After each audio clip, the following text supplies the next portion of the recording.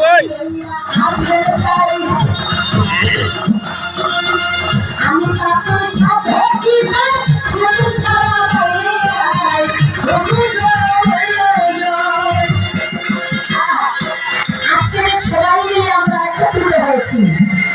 এটা ঈশ্বরের হুকুম ছিল বিধায় আজকে আমরা সবাই মিলে একত্রিত হয়েছি।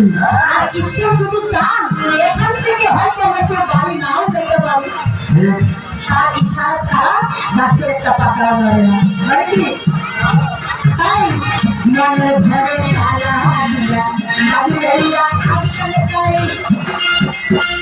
আমি তাকে সাথে দিতে যেতে সারা হয়ে যায় দেখে যে